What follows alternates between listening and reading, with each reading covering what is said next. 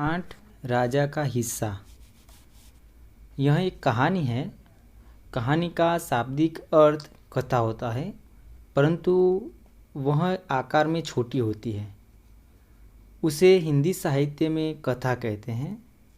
कहानी में गद्य स्वरूप का उपयोग किया जाता है।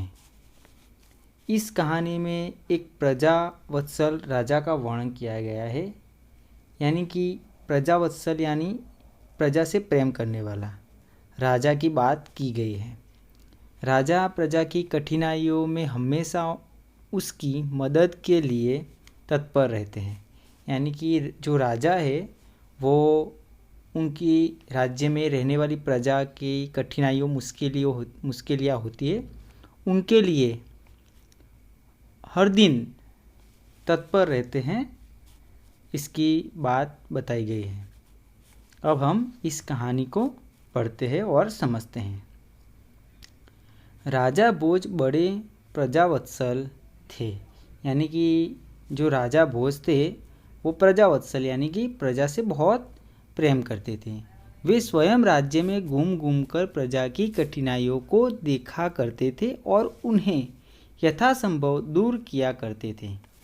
यानी कि जो राजा थे वो राजा भोज थे वो अपने राज्य में घूमते थे और प्रजा की जो कठिनाइयाँ मुश्किलियाँ थे वो देखते थे, खुद स्वयं देखते थे और उन्हें यथासंभव यानी जितना हो सके उतना जो संभव है वह दूर करने की कोशिश करते थे। एक दिन राजा अपनी रानी के साथ रथ पर सवार होकर राज्य का भ्रमण कर रहे थे। एक दिन की बात है।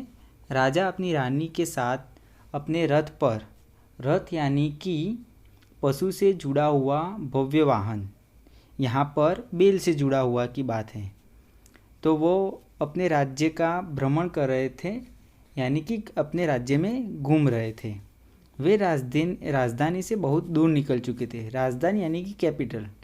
तो वो अपने राजधानी से बहुत दूर निकल चुके थे। उन्होंने देखा कि एक खेत में एक किसान हल जोत रहा है, मगर उसके हल में एक ही बैल है। दूसरे बैल के स्थान पर उसकी स्त्री हल खींच रही है।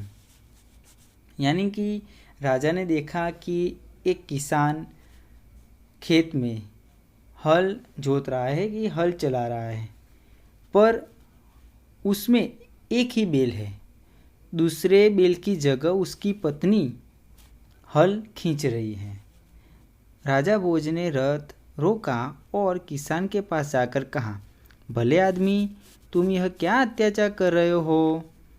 भला कहीं स्त्री को भी हल में जोता जाता है? यानी कि राजा भोज ने रथ रोक दिया और किसान के पास गए और किसान से कहा कि भले आदमी, अच्छे आदमी, तुम यह क्या अत्याचार कर रहे हो? तुम यह क्या अत्याचार यानी कि जुल्म कर रहे हो? कि कहीं देखा है ऐसा कि हल जोतने में स्त्री को लगाया जाता हो? मेरा एक बैल मर गया है, दूसरा बैल खरीदने के लिए मेरे पास धन नहीं है। अगर खेत न जुता तो मैं खाऊंगा क्या? कहकर किसान पुनः अपने कार्य में लग गया। यानी कि किसान ने कहा कि मेरा एक बैल तो मर गया है, दूसरा बैल खरीदने के पास मेरे पास धन नहीं है, यानी कि संपत्ति नहीं है। अगर मैंने खेत में खुदाई नहीं की तो मैं खाऊंगा क्या? यह कहकर किसान पुनः यानी कि फिर से अपने कार्य में, अपने काम में लग गया। उसे क्या पता था कि उससे बात करने वाला कौन है? राजा ने कहा, अरे भाई, जरा सुन तो लो। जो कहना है मेरे साथ चलते चलते कहो, मेरा काम क्यों रोकते हो? किसान ने कहा। यानी कि किसान को यह पता नहीं है कि उसके साथ जो बात कर रहा है वो राजा है। तो राजा ने कहा कि अरे भाई, ज़रा सुन तो लो, थोड़ी देर मेरी बात तो सुनो। तो किसान ने प्रत्युत्तर दिया कि जो भी आपको कहना है वो मेरे साथ चलते चलते कहो, मेरे काम में बाधा मत डालो, मेरा काम क्यों रोकते हो? किसान ने कहा, यानी किसान ने ये कहा। राजा भोज उसके साथ साथ चलने लगे। अपने काम के प्रति किसान की लगन देखकर राजा भोज बहुत प्रभावित हुए वह बोले, भले आदमी, इस प्रकार तो तुम्हारी पत्नी थक जाएगी और थकावट की वजह से वे कोई दूसरा कार्य भी नहीं कर सकेगी। यानी कि राजा भोज अब किसान के साथ साथ चलने लगे। किसान हल जोत रहा था और उसके साथ राजा भोज भी चलते थे।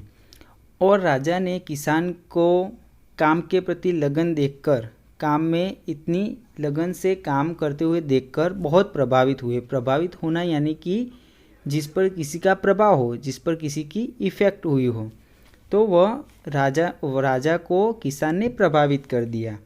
तब राजा बोले कि अरे भले आदमी, अच्छे आदमी, अगर इस प्रकार से तुम्हारी पत्नी हल में जोती रहेगी, हल खींचेगी, तो वह थक जाएगी और वह थकावट की वजह से दूसरे घर के काम भी नहीं कर पाएगी। किसान बोला, तो फिर तुम ही बताओ मैं क्या करूं? यानी कि किसान ने कहा कि अब तुम ही कहो कि मैं क्या कर सकता हूं। राजा ने कहा, तुम मेरे साथ चलो, मैं अपना एक बैल तुम्हें देता हूं। अगर इतनी देर मुझे काम रोकना पड़ेगा, तुम ही बैल ला दो। किसान बोला। यानी कि राजा ने कहा कि तुम मेरे साथ चलो, मैं अपना बैल, मेरा बैल तुम्हें देता हूँ। तब किसान ने कहा कि इतनी देर मुझे काम रोकना पड़ेगा, अगर मैं बैल लेने तुम्हारे साथ आया तो इतनी देर मेरा काम रुक जाएगा। तुम खुद ही बैल ले आओ, ऐसा किसान ने कहा। अच्छा, ऐसा करो, तुम अपनी पत्नी को रथ के पास भेज दो, वह मेरी पत्नी से बैल ले आएगी, तब तक तुम्हें तुम्हारे हल में जुताऊंगा। राजा ने कहा कि अच्छा, ऐसा करो तो फिर कि तुम अपनी पत्नी को भेज दो, रथ के पास भेज दो, वह मेरी पत्नी तुम्हारी पत्नी को बैल दे देगी। तब तक आपकी पत्नी जो हल खींच रहे हैं उसकी जगह मैं लग जाता हूँ, मैं जुट जाता हूँ और तुम्हारी पत्नी को मेरी पत्नी बैल दे देगी। किसान इस बात पर राजी हो गया। राजा भोज हल में जुट गए और किसान की पत्नी हल रथ के पास चली गई। उसने रानी को सारी बात बता दी।